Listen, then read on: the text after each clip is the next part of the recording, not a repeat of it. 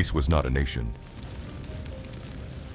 It was a fractured world of city-states, each shaped by its land, its fears, and its understanding of power. Here stood Sparta. No great walls, no grand harbors, no sprawling empire. Sparta trusted the land, and it trusted the people it hardened upon it. History remembers Sparta for its warriors, for bronze shields, for discipline without mercy, for men trained from childhood to kill and to die. But Sparta did not stand on men alone. Behind every phalanx, behind every shield wall, stood a force rarely seen and rarely understood. The women of Sparta. Not secluded, not silent, not weak.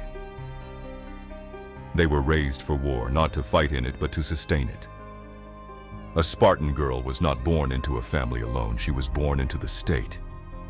From childhood, her life, like that of her brothers, was shaped by a single purpose, the survival of Sparta. Where other Greek cities taught women obedience, Sparta taught them strength. Not as a privilege, but as a necessity. Spartan girls were educated by the state. They learned to read, to dance in ritual and in rhythm, but more importantly, they trained their bodies. They ran, they wrestled, they threw the discus and the spear, not in private, but in public. Athens called it shameful. Sparta called it preparation. A weak body could not bear strong children, and weak children could not defend a city under siege. In Sparta, physical strength was not unfeminine, it was patriotic. They owned land, they inherited property, they managed estates while men lived in barracks or died abroad. By the 4th century before Christ, women controlled nearly half of Spartan land. This was unheard of. They negotiated, they commanded labor, they spoke with authority.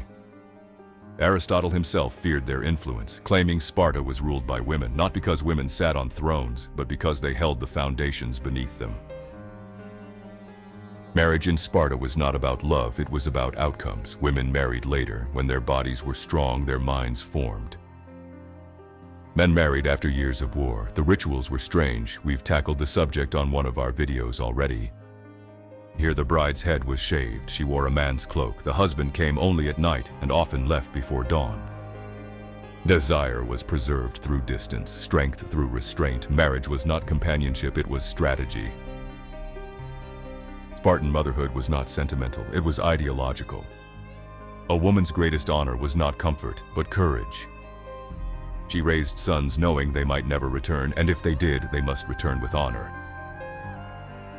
With your shield, or on it.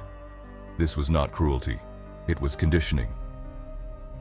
A Spartan mother did not belong to her child belonged to Sparta, and grief, when it came, was swallowed in silence. In Sparta, cowardice was worse than death. A fallen warrior was mourned with pride, a living coward was shunned.